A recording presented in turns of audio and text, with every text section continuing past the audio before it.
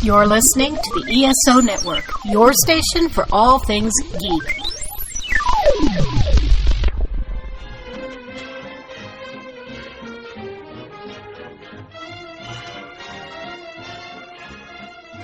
Hello, world, and welcome to Tales from Hollywoodland, a veritable feast of movies, television, Broadway, showbiz stories, and even a little bit of news and gossip.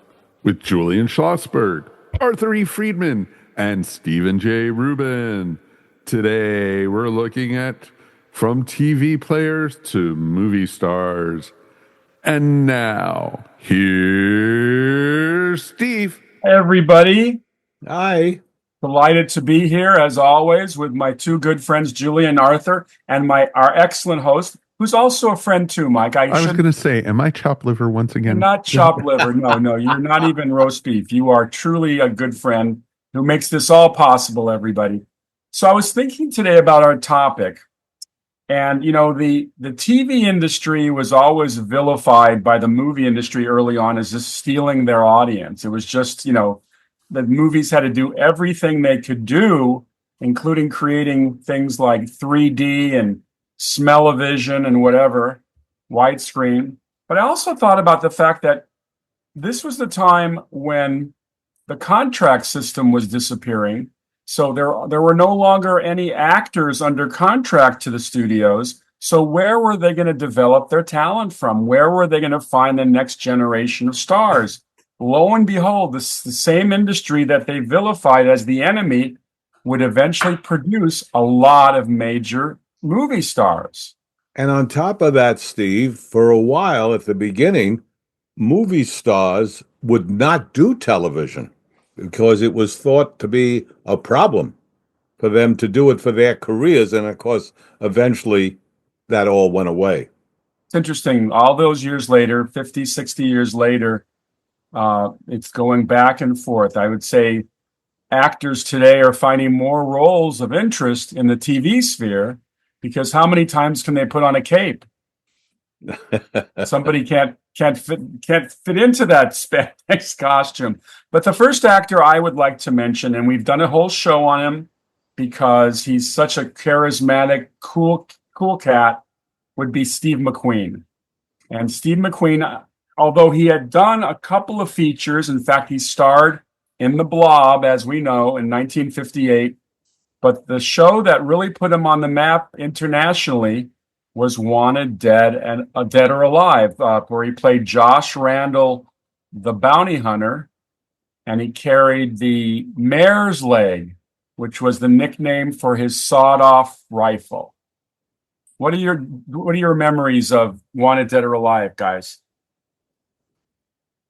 Well, I remember Steve McQueen early on. He seemed to have something going for him on television. It needs to be mentioned, in those days, in the 1950s, there were so many Westerns. And so many of those stars that became movie stars came out of Westerns. James Garner, as an example, Steve McQueen is one, who was bigger than Clint Eastwood, was in Rawhide. And there are others. I mean, Clint could barely get arrested in movies. He was doing B science fiction movies. I even think he's in a Francis the Talking Mule movie. So yeah, no, you're right. But what happened was that in those days, because there were three networks, these Western shows with these stars, with these guys in them, were playing to 20, 30 million people a week. Today, they're playing to 4 or 5 million. You know, I mean, that's what's happened in network TV. So they had much more exposure. And those that were going to become stars had the benefit of seeing of all those people watching. And it was maybe a bit easier to break through to becoming a movie star then than perhaps it is now. Well, McQueen was doing well on the show, but John Sturges borrowed him for his first collaboration, a movie called Never So Few with Frank Sinatra and Gina Lollobrigida in 1959. I think they filmed that on Steve's hiatus from the show, but I think what happened was his next film, John Sturges was developing a movie that became The Magnificent Seven, and it corresponded with Steve's television schedule. So as the story goes, Steve manufactured an auto accident, which took him out for 3 or 4 weeks. And apparently during that 3 or 4 week absence from the show, he did The Magnificent Seven, which probably propelled his career astronomically. Fast recovery. That was something. Fast recovery. Well, you know, Steve, what was in between Mag 7 and Great Escape for him? He did 2 World War II movies. He did Hell is for Heroes for Don Siegel. Yeah. Terrific film, by the way, which co-starred Bobby Darin, as you know. And he did a movie with Robert Wagner called The War Lover, 1962, based on a John Hersey novel. What year was the movie he did with Natalie Wood? The Love with a Proper Stranger. I think that was right in that same territory, if not the year after Great Escape. But it's interesting, Steve, that you bring up that story of McQueen not supposedly being able to do a movie and then having this accident. This is what happened to Bruce Willis, you know, in Moonlighting. They wanted him to do Die Hard, and he couldn't do it. He had Moonlighting. And then Sybil Shepherd, his co-star, got pregnant. And so they had to stop shooting for almost 3 months. And that's how he got Die Hard. He was able to call back and say, "She's pregnant. I'm available. Let's go." So, you know, it's interesting talking about making the proper deal. Michael J. Fox was shooting Family Ties, and over at Universal, Eric Stoltz was starring in a movie called Back to the Future. But as we eventually was let go because he didn't have the proper comic element that these producers were looking for, as far as I know. And so they recruited Michael J. Fox. And as the way the way I've learned it is that Michael J. Fox would do Family Ties in the morning, and then he would go over to Back to the Future, or vice versa. So he was really being run ragged. And of course, Back to the Future catapulted him into, you know, basically international pop culture. Great Michael J. Fox story emanates from Boston. 2 guys who were in independent distribution at the time, Mike Rosenblatt and Tom Coleman, had him in a movie called Teen Wolf. This is before Back to the Future. They had the movie in the can. And while they were shooting the movie, he came to them and said, "Can I have such and such a day off? I'm going to audition for Spielberg." And of course, they gave him the day off, comes back, and then he was going to be in this movie. So they held back the distribution of Teen Wolf, and they opened it 7 days after Back to the Future in every market in the United States. So they had a big hit. Teen Wolf was a big independent hit. Julian, you remember it? oh my God, yeah, I sure do. And I couldn't believe it, because at that time, Arthur, as you know, independent movies weren't doing those kind of numbers. Right. Yeah, we had one. Of course, we had Halloween in '79, which were doing major studio numbers. But between that and Teen Wolf, there may not have been, because Teen Wolf was '85. So anyway, they took the advantage of that. It's called fate, you know. It's lightning in a bottle. You don't know when it's going to happen, and it happened. So here goes Teen Wolf, which they had in the can a while before Back to the Future, and they held up. They waited.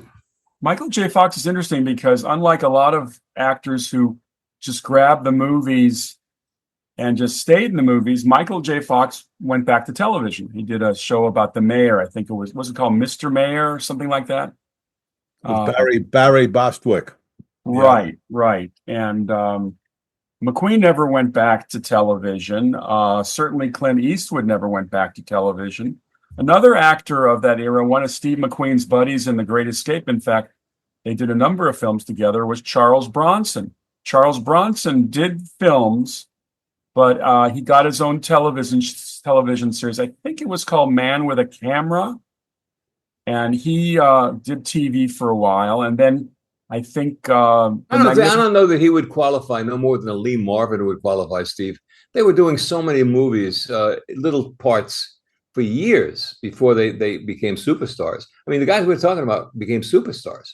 Steve McQueen. Well, was not a- the only thing I'm saying is that Bronson generally played second bananas Of or course. character parts, but with Man with a Camera, he got a starring role. So for Was the that a first hit show though? he carried. I don't That even I don't remember. know. I No, only remember that it was not a hit show. probably not a hit show. No. But, speaking of giant movie stars, we have our friend Tom Hanks with Bosom Buddies as his big breakthrough. But a lot of people don't remember. He had a cameo, a small role on Family Ties, where he played an alcoholic, and he slaps Michael J. Fox in the face in a scene. And the kind of fellow who was playing Michael J. Fox's father was a very kind of laid back actor. And even on his show, he was a laid back guy, but he came to the fore, protected Michael J. But that was Hank's, an early role for him. That was before Splash, and he certainly made a big splash in Splash. What was the TV show that James Garner came off of into movie stardom? Maverick? It was Maverick, I believe, yeah. Maverick, sure. And the other guy didn't. Jack Kelly. Jack Kelly did didn't not. happen. No. And Roger Moore, by the way, also played his cousin on that show before he went off to do more TV shows in Europe with Tony. Well, the big thing was The Saint. I was about to say The Saint was huge with Roger Moore. Huge. And some people argue when he finally got the role of James Bond in 1973 on Live and Let Die, he was kind of more of a saint type Bond as opposed to the rugged, gritty Sean Connery hitch in the face James Bond. I'll give you one, guys. God, again, you're talking about people who became superstars. Burt Reynolds was doing television, and he was on, I believe, a show called The Gambling Boat or whatever the hell. Riverboat. He was on Gun. He was also Riverboat. on Riverboat with Darren McGavin, but he also was on Gunsmoke. And he did. Was he featured? Yeah. Yeah. And he did an episode of The Twilight Zone during their 1 hour series in the 4th season. You know a funny thing? The man who was on Ward Bond, who was on Wagon Train. If you take Ward Bond, that's a reverse kind of thing because he had done so many movies before he got to Wagon Train. But Ward Bond died at, I think, 54, 55 years old. If you take this guy and pound for pound, they used to say Sugar Ray Robinson was the greatest boxer of all time.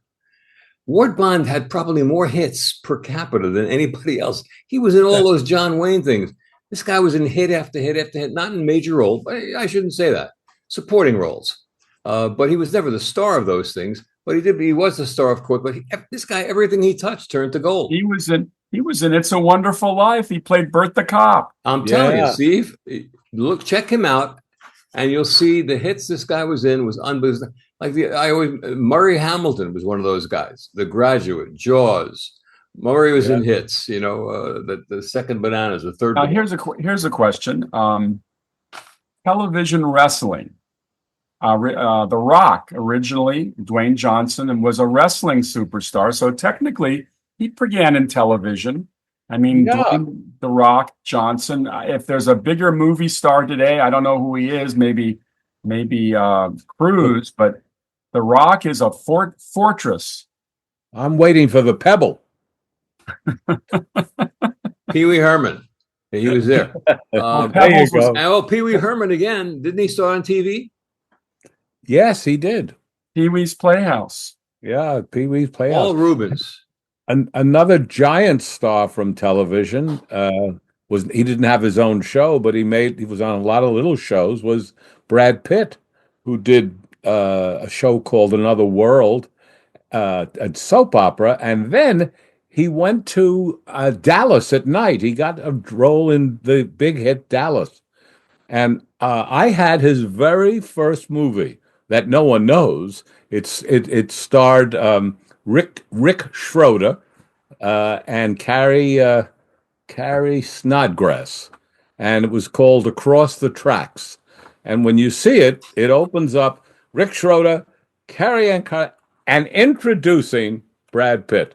Oh, wow. So, there you go. Is that a film that you actually pushed through and got made? Or I didn't push through or get it made. I just distributed it. And did it do any business? Well, it did when he became a star. Yeah. It's a different kind of approach, like Teen Wolf, like Arthur said. I had it, then he became a star, then Yeah. it became a star. But I'll confess something on Brad Pitt, and that is that I worked with Bob Redford on A River Runs Through It as his distribution marketing consultant. And my confession is that I didn't know who Brad Pitt was, and he had made Thelma and Louise at that time. That's what changed his life. And my daughter had said something to me when she came out to LA, and I introduced her to Redford. Brad Pitt was in the office at the time, and she had told me earlier, there's this guy who was in Thelma and Louise, and he sure became a major star, but I did not know who he was. And supposedly, so for all our listeners and viewers, the star of River Runs Through It was supposed to be a guy named Craig Sheffer. Dark, kind of like a dark actor, I should say dark hair, he was, a kind of good looking guy, but he was supposed to be the star of that movie. And with Tom Skerritt, and they had a lot of great supporting players. But Brad Pitt was great. I mean, on the screen, he became a star. Between Thelma and Louise and River Runs Through It, onward for him was major stardom. But you're saying he was on TV, but he wasn't really in one of these series like Gunsmoke or Rawhide. He wasn't a star. He wasn't the lead. He wasn't the lead. Yeah. In anything. Speaking of Redford, Redford's first moves in Hollywood were television moves. Yes, and New York. And New York. Did a lot of live television. He did a Twilight Zone, a very memorable Twilight Zone. He was very good. I think he did a Rod Serling feature. Steve, they, not only Redford, but all those guys were doing these anthologies. It was a way to make a living. There were so many of these shows, Playhouse 90, God knows how many of them came out of the 1950s. Philco Playhouse, so many. Climax. Armstrong Circle Theater. There you go. Anyhow, Climax did the first James Bond movie, which was Casino Royale with it was live with Barry Nelson playing an American James Bond. he was the first Bond, wasn't he? Very first Bond, exactly. Would never think that Barry Nelson would be cast as James. They reversed the roles. The Felix Leiter character, who's usually an American in the Bond movies, was played by a British actor named, I think he's Australian actually, Michael Pate. He's Australian. Yes, there you go. Yeah. Where do you got to factor in again? Some of these guys became superstars. The Eastwoods, Burt Reynolds. I'm going to mention Will Smith. Will Smith from TV to superstar. Bruce Willis was a superstar. I mean, Bruce Willis hit the action thing. Having been involved there for a while with Nick Cage, I never thought Nick Cage could become a star, let alone a superstar. I thought he was a good actor and had a certain look. He became a superstar, but he too caught, just like Bruce Willis did, that part of the movie business in the late 80s, 90s, when action adventure started being transported all over the world. And there was Nick Cage sitting right there, and he got into a lot of those movies and became a superstar. Well, Nick Cage also truthfully became, a huge star, even before the early 90s, in the 80s. One of the first roles he did for movies was a movie called Valley Girl. And then, of course, he was opposite Cher in Moonstruck. That was 89. Valley Girl was the same two guys who did Teen Wolf. Teen Wolf. Mike Rosenblatt and Tom Coleman. It wasn't that big a hit. I mean, it was a hit, but it wasn't like Teen Wolf. Teen Wolf was a big hit. No, Valley Girl became more of a cult classic, kind of like the Rocky Horror type thing. Yeah, because of the music, the act, not shot really in the Galleria in Sherman Oaks. Yep. I would say that in the history of our business, no show came close to Saturday Night Live to taking people from television and making them movie stars. Nothing's close. Yeah, nothing. Well, the first one out of there was probably Chevy Chase. Yeah, and literally he was the first one out of there. Yeah, literally. He left. He did. Chevy Chase, you got Belushi, you got Bill Murray, then you got Eddie Murphy. I mean, it goes on and on. Adam Sandler, Pete Davidson. These guys just, Lorne Michaels brings them in, makes them stars, and off they go. So, No, it's the minor leagues of the movie business. They basically get them trained there and they're off. That was a time when comedy was king. Now I'd say comedy is now Joker. yes, but not funny. You know, the other thing, though, Julian, you mentioned that Second City begat a lot of stars. Oh, John Candy and Eugene Levy. You also had Marty Short. Marty Short, but you also had a few of the women from Second City too. Yeah, Became- Catherine O'Hara. Exactly. But it's true, but it's not. It doesn't even come close to Saturday Night Live. Not even close. No, Including those guys became real big stars. John Belushi, Animal House, come Well, on. Whoa. look at someone like Steve Martin, who got his start with the Smothers Brothers, and on TV, and then he became a stand-up comic, and took off from there. And you also had people like Robin Williams, who started on TV, and Mork and Mindy. he started on Was Mork and Mindy before Yes, those movies? all of Really? them. Yes. absolutely, but before Mork and Mindy, my friends, was Happy Days. Mork and Mindy was a spin-off On of Happy Days. That's exactly right. But don't forget Will Ferrell, Gilda Radner. I mean, it just goes on and on from Saturday Night Live. And then you got Tina Fey, who, of course, was, I mean, it's just an amazing group. It must be 20 names that are huge movie stars from that show. Absolutely. Remember, Robert Downey Jr. was on that show. I mean, Billy Crystal was on that show. I mean, it was incredible place for people to even become before known. Saturday Night Live, though, Billy Crystal had soap. He did So- indeed. He did indeed. But you also had the fact of the timing thing when something happens that it's fate and you can't. Is Tina Fey, who is great in what she does, looking exactly like Sarah Palin when Sarah Palin hit her. Yeah, those amazing. things happen. You can't explain it. I'd like to mention a direct TV to movie reference would be one of the great dancers on screen, Mr. John Travolta.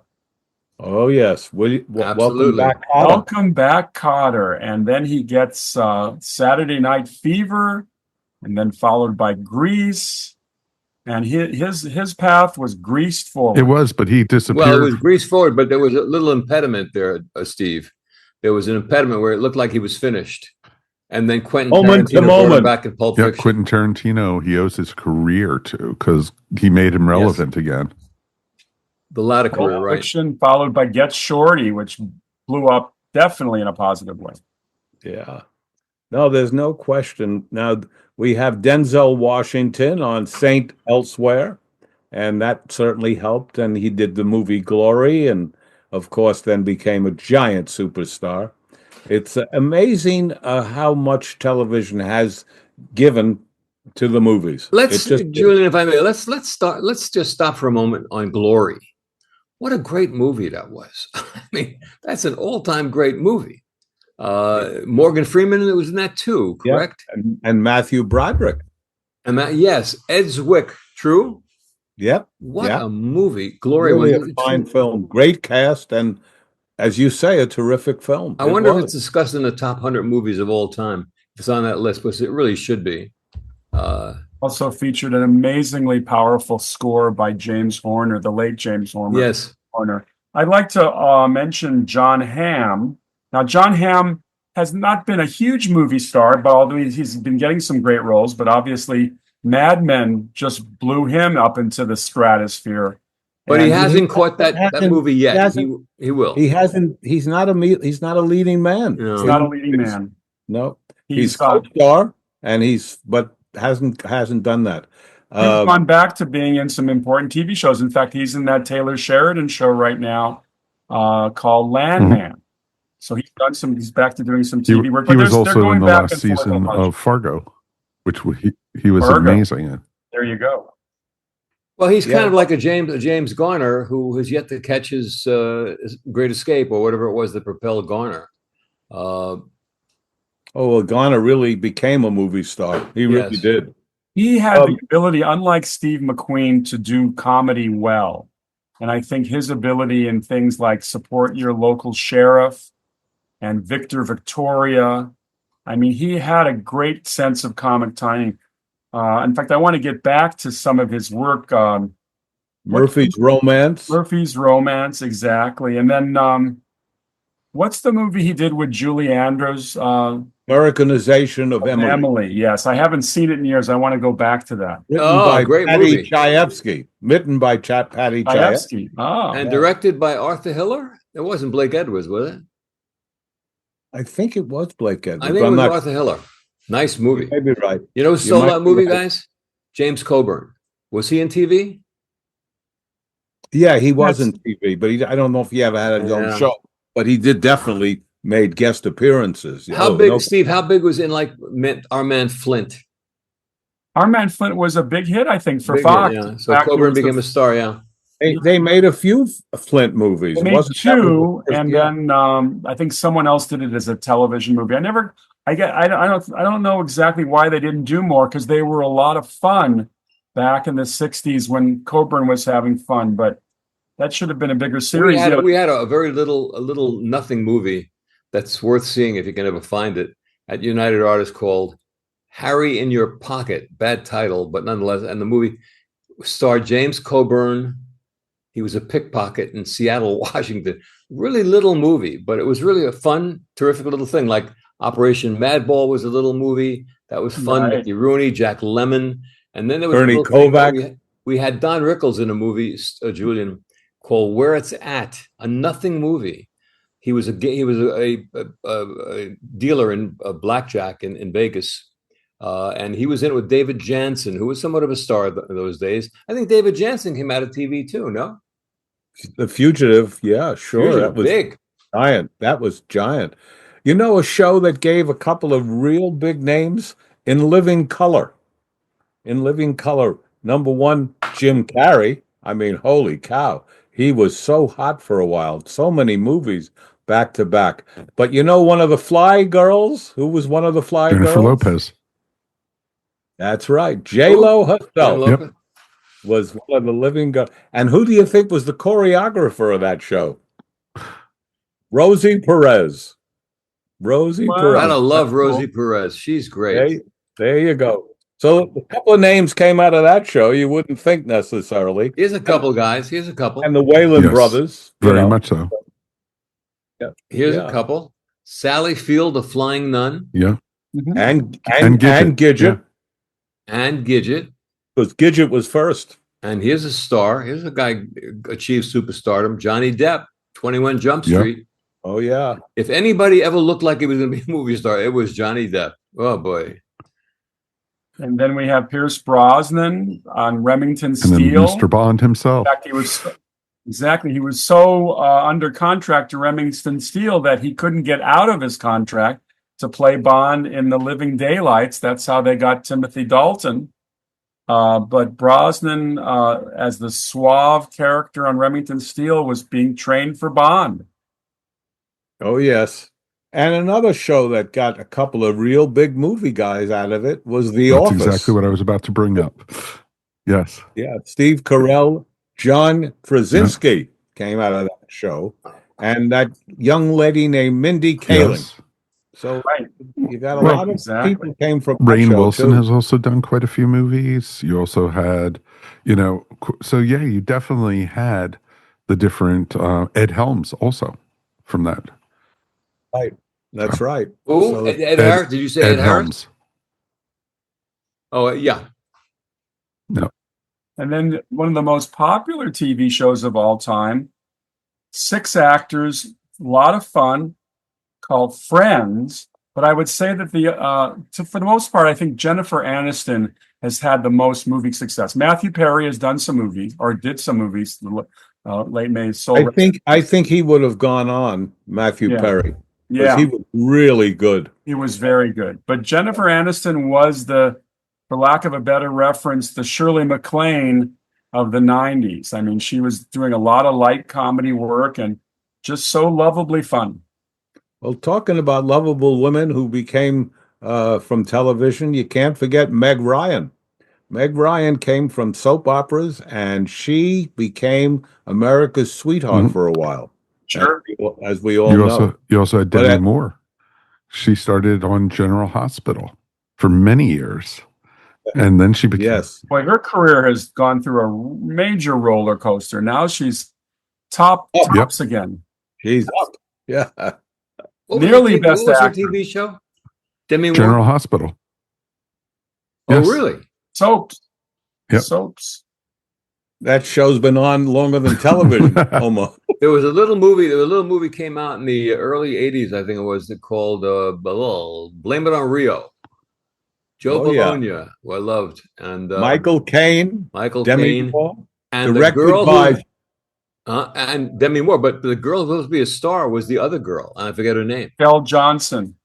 And as Julian was about to say, directed by the guy who directed Singing in the Rain. Stanley Donen. Really? Absolutely. Well, Stanley Donen. you also have, Julian, that movie should deserve a better fate. That was a good movie. You also have to go back to the 1960s. We also had gotten the Dick Van Dyke Show. And right. Mary Tyler Moore and Mary Poppins. Hello. Exactly. I got a chance to work with Linda Hamilton later on in a feature. And Linda Hamilton's career really blossomed on television in a show called Beauty and the Beast. And that's how she got the Terminator, which led to the sequel Terminator 2. So Linda had a brief foray in feature stardom. Well, in the same TV show, you also had Ron Perlman.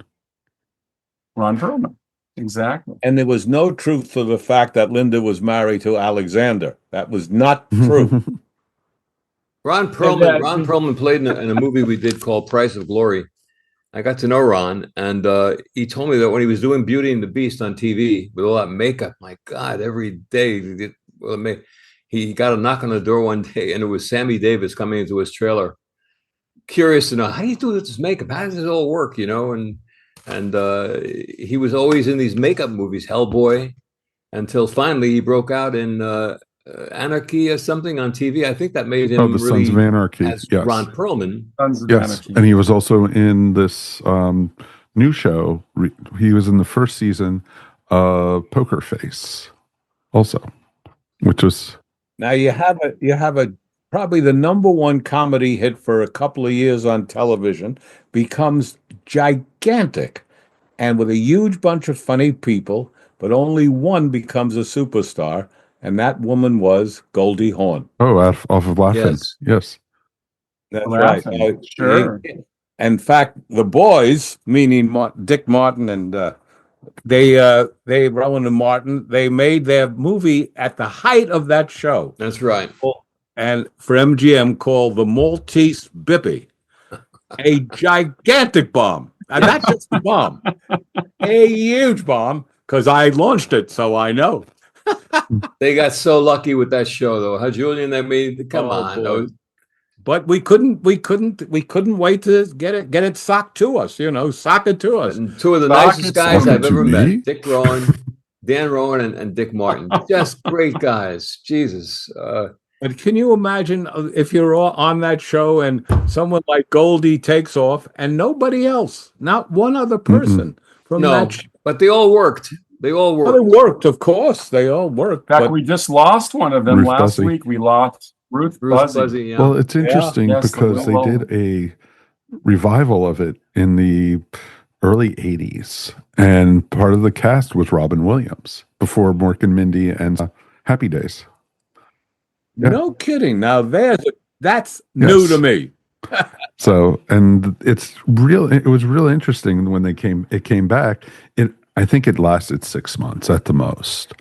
It couldn't capture what the original magic was of the series.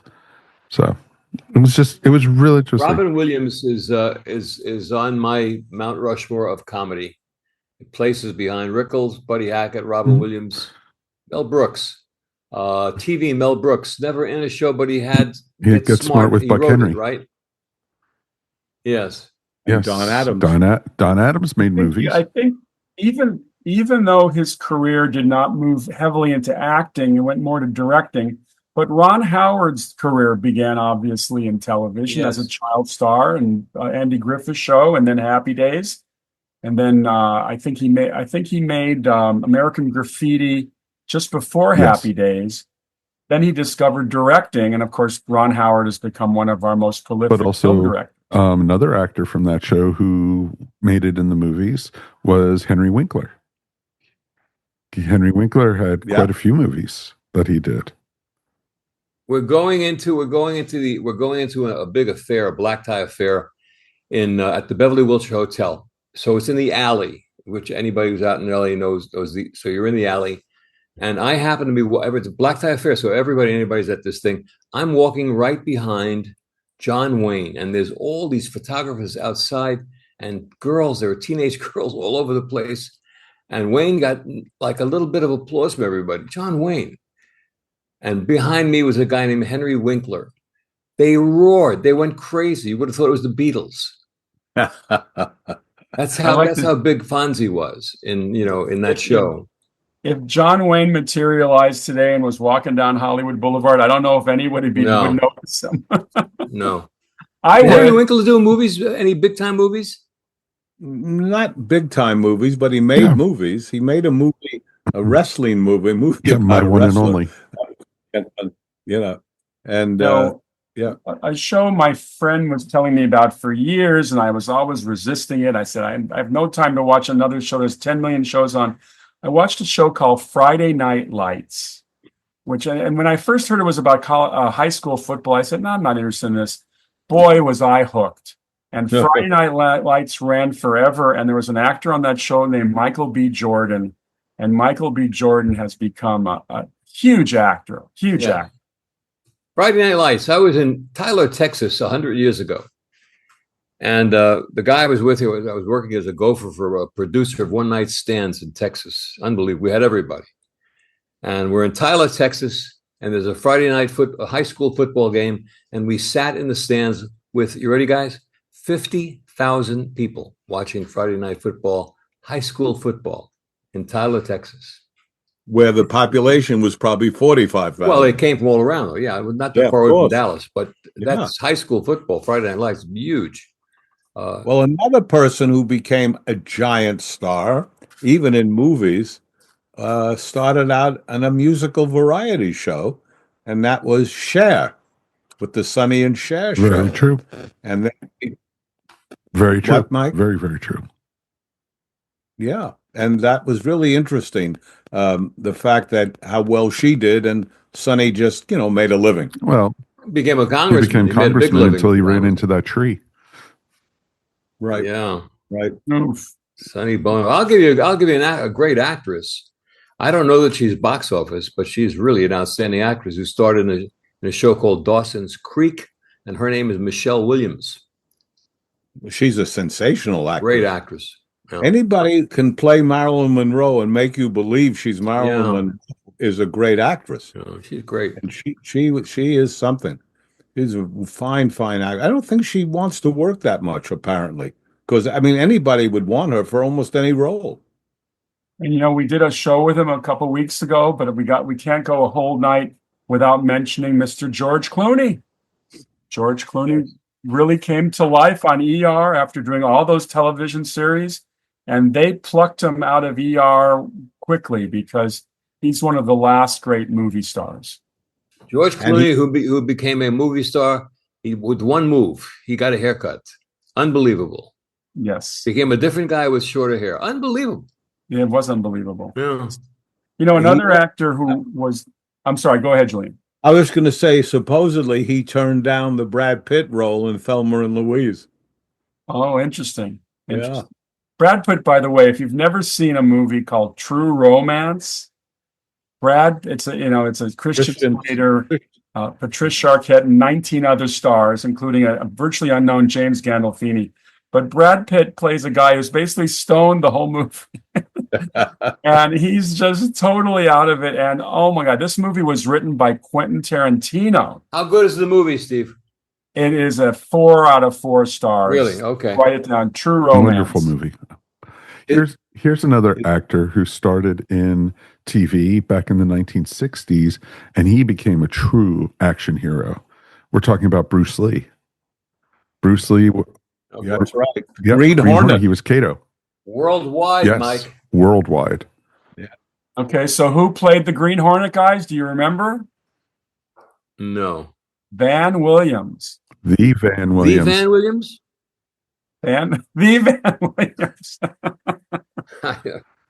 I'd like to mention James Brolin, not because he's married to Barbara Streisand, but James Brolin co-starred on a show with Robert Young called Marcus Welby, MD, which was a fairly big hit in the 60s.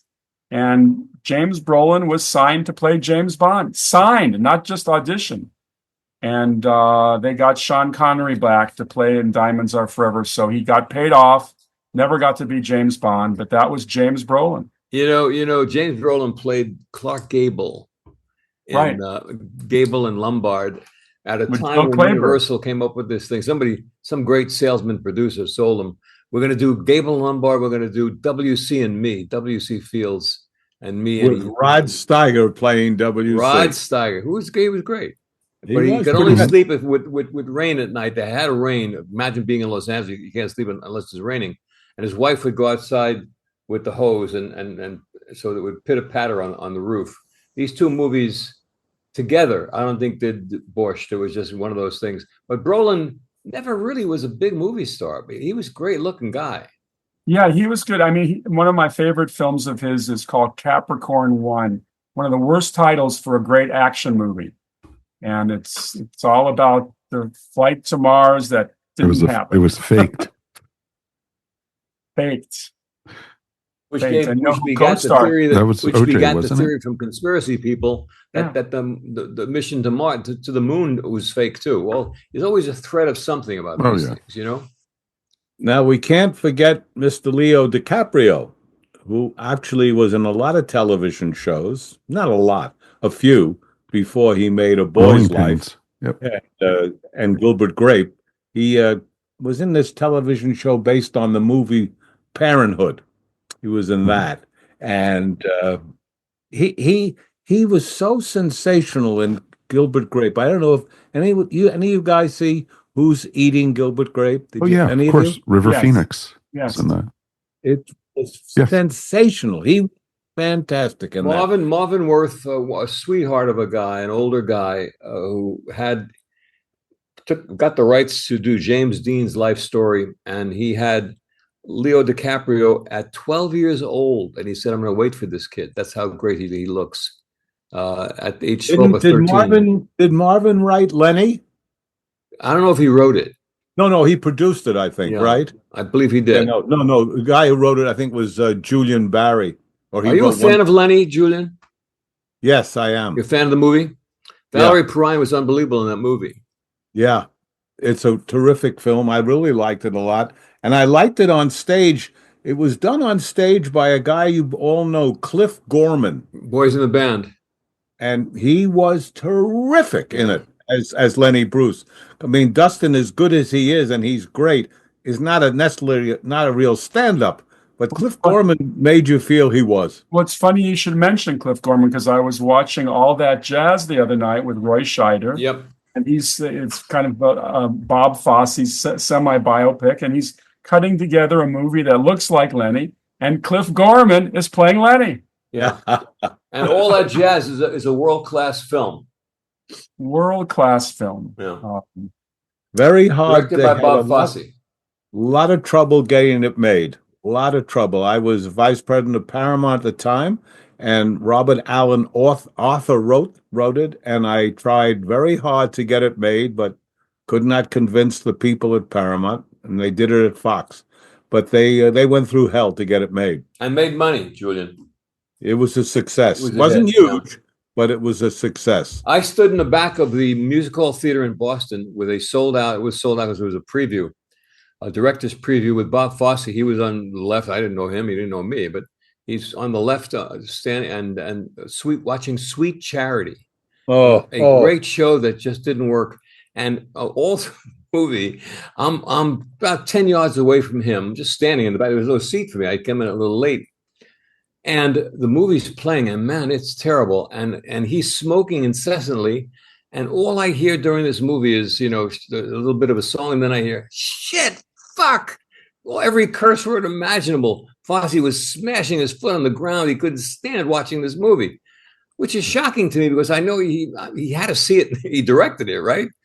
Oh yes, he did. It was his first movie. Yeah, it didn't work. Great show though, huh? It was a great show. Some great songs. Shirley MacLaine is certainly a terrific song and dance gal. Cheetah Rivera in that too. Did what? Cheetah Rivera was in the movie, I think. I don't remember. I just remember Shirley in it. I don't remember. You know, I just remember seeing it on Broadway and liking it much more than in the movie theater. That's for sure. We've talked about actors coming out of television. I mentioned Ron Howard, who became a director, but so many of our best directors started directing television. Sure. About the Fred Zinnemans of the world. Arthur Penn. Michael William Friedkin, who would do The Exorcist. Sidney Lumet. Met did a lot of live stuff from New York without question. You know, guys, I don't think we spent enough time and give enough respect to a box office star today and who started in TV, and that's Denzel Washington, who was on a TV show called St. Elsewhere, as we mentioned. But he's become a box office star. Denzel is you open a movie with him and it's gonna open to this day. Well, very much so. And he's had a track record. I mean, he's a great actor. He makes very good choices. Go ahead, Steve. I say he makes very good choices. My only problem with Denzel, and has nothing to do with his acting or his persona or the human being. I just don't like when he does remakes because he gets involved in remakes like The Taking of Pelham 1, 2, 3, or The Manchurian Candidate, and these are really good movies, originals that should never have been remade. But you wouldn't mind taking $20 million per picture if you were him, would you? One of the problems that all movie stars have is the inability to get a good script. They can't find a good script, and so they go to what they think. Well, I can do that role, and that was a big hit. Maybe I can do it again.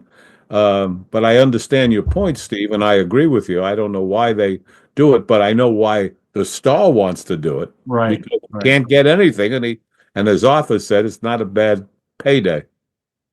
No, these days the paydays are pretty impressive. A couple other actors, we would have, of course, would be actors like Chris Pratt, who started on Parks and Rec, and he became really big with the Marvel movies, and he's been taking off ever since.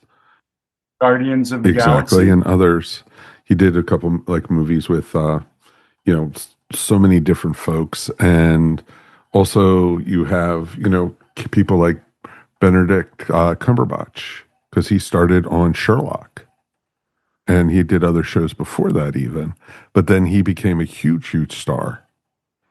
And same thing with great actor too. He got a great face, and he's very adaptable. We didn't mention somebody coming out of Saturday Night Live, and that is a guy who's done some wonderful work. And Dan Aykroyd, specifically to me, when he played Driving Miss Daisy and played her son, Jessica Tandy's son, I thought he was incredible in that movie. But he did a lot of box office films too. Blues Brothers with John Belushi.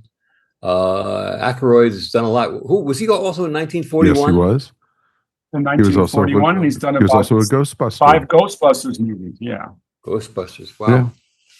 And along many other projects he's worked on. And a lot of times, he takes minor roles in movies, like the Driving Miss Daisy. And he's more memorable in those roles than even some of his lead stuff. That's true. And in Driving Miss Daisy, he really showed a side that very few people knew he had. That's for sure.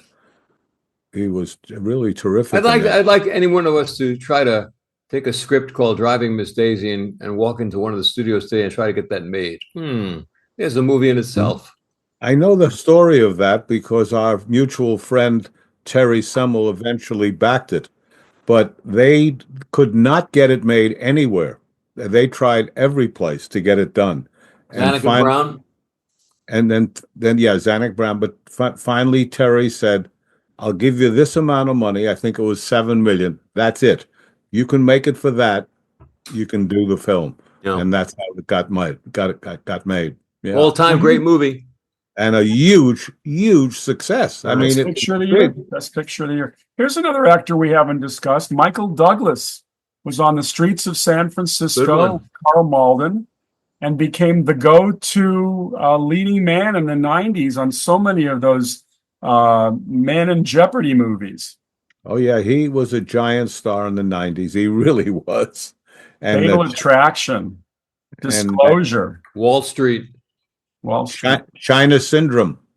China Syndrome. Nice Exactly. little movie called It's My Turn with Jill Clayburgh. I like that movie.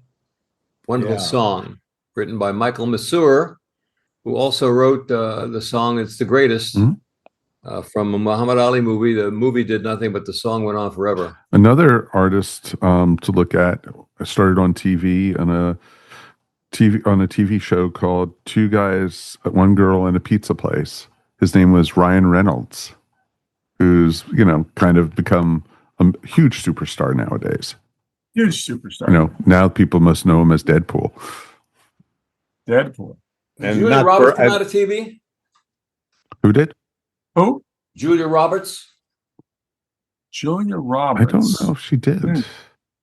I know her first movie was Mystic Yes. Pizza. Yeah. Remember that? Don't know if she may have come out of television for it. How about Halle Berry? How about Halle Berry? Yeah. Oh, boy. Also Right. Jennifer Gardner. Right? Yep. Alias was her first TV show that broke her big, Yeah. and then she did tons of movies. Still does, actually. How about some of the comedians who did movie? How about Little Red Buttons actually became somewhat of a movie star in the 50s and 60s? Sayonara won an Academy Award. And Jackie Gleason in The Hustler. Who was a good actor. Yeah, he was a Well, good yeah. actor. Also, Very funny a lot guy. of people know him as the sheriff in Smokey and the Bandit. And You bet. Yeah, He was that's perfect. So just to be technical on this case, Julia Roberts did Crime Story and Miami Vice before she got Mystic Pizza. Uh-huh. From then on, it was movie after movie after movie. how about Halle Berry? Halle Berry, okay. How about Don Johnson? Wasn't he in TV before? Miami Vice. Miami we know. Vice. But I think he Yeah. Became a I think he star. did movies first, and then went to Miami Vice, and then went. Mhm. Yeah, I think he was in a movie called The Harrod Experiment, based on a bestseller that Cinerama had, Arthur. Are you saying that Halle Berry was in TV? Was on TV? I was asking, Steve's going to Okay, check it so out. in 1989, she does Living Dolls. She does A Different World. She does, let's see. And then movie. Oh, she's in Knots Landing. Yeah, She did TV. I thought she had. Yeah. It's a little bit of TV. Then they discovered. I watched her just this weekend. I saw her in a movie called Dark Water, where she plays a shark expert who swims with sharks.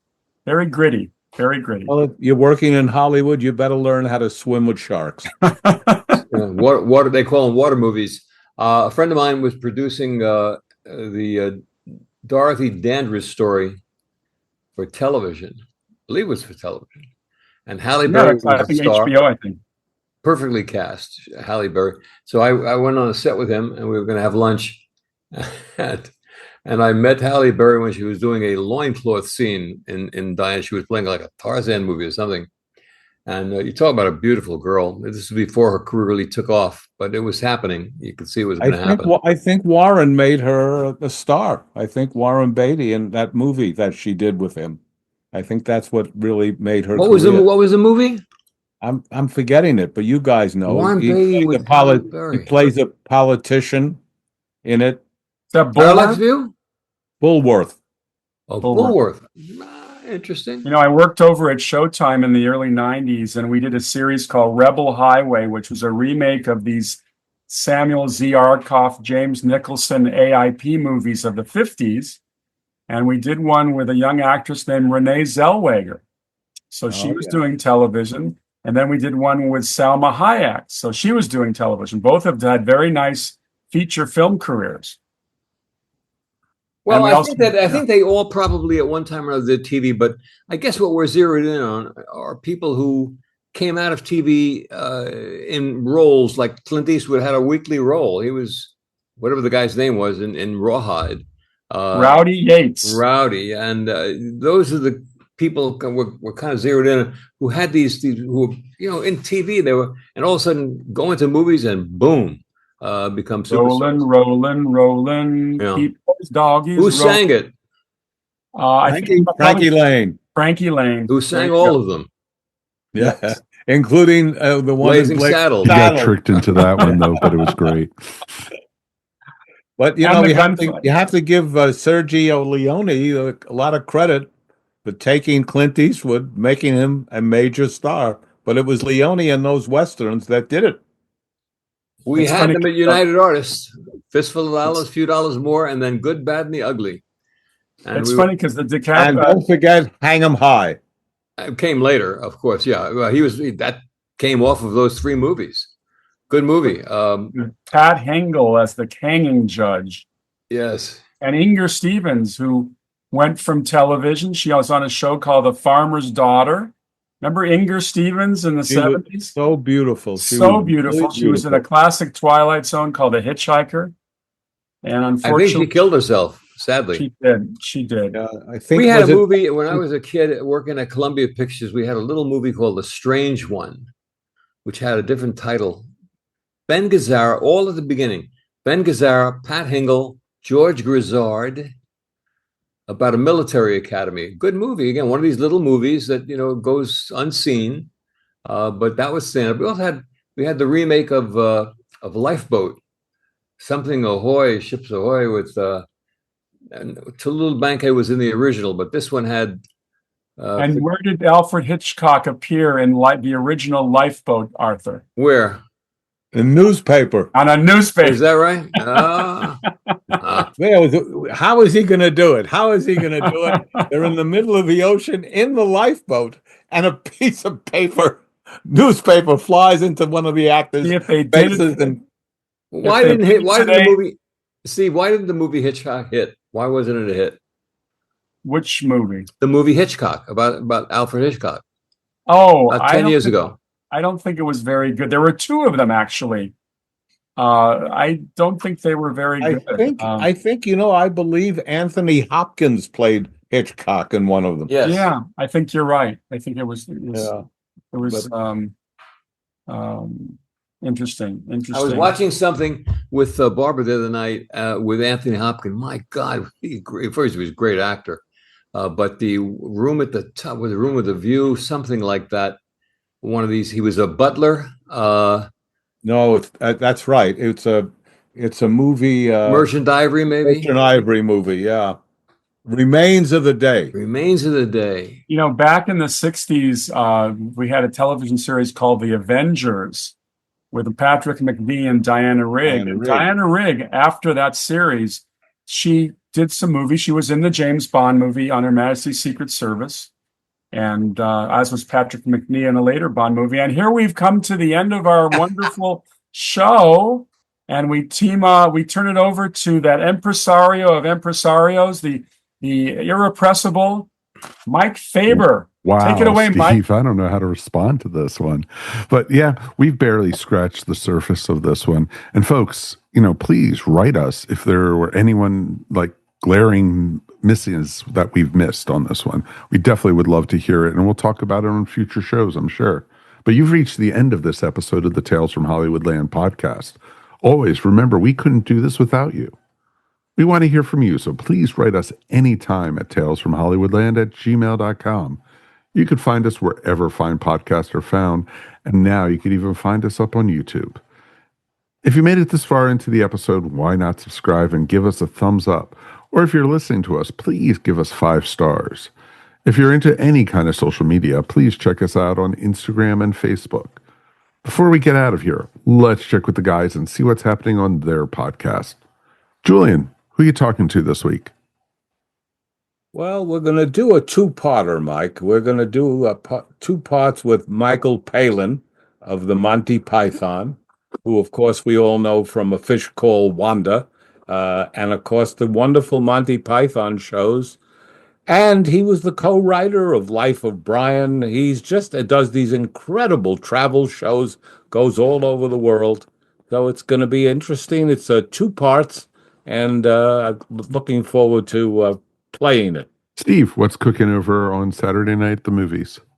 We're putting on our sombreros, and we're talking all about movies about the Mexican Revolution.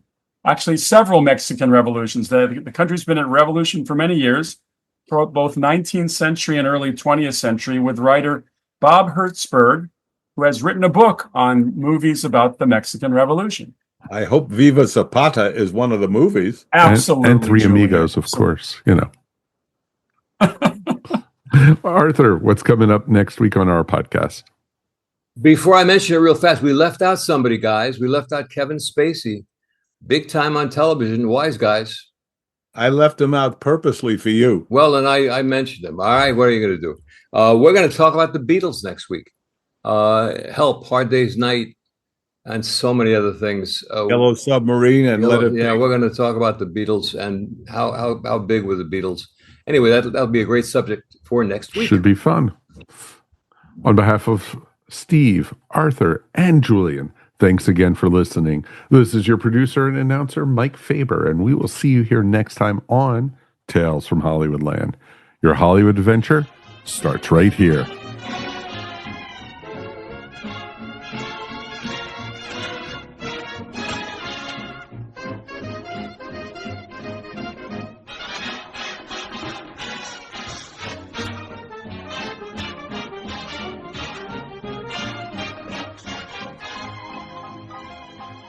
I'm Drew Leiter. And I'm Cletus Jacobs. Join the Earth Station DCU podcast this summer as we continue to review DC All In, as well as Creature Commandos, Peacemaker Season 2, and of course, James Gunn's Superman movie. Also, check out our new Earth Station DCU Bat Chums Patreon, where we are reviewing Jeff Johns' Green Lantern run. There's never been a greater time to be a DC fan. The Earth Station DCU podcast, part of the ESO Network.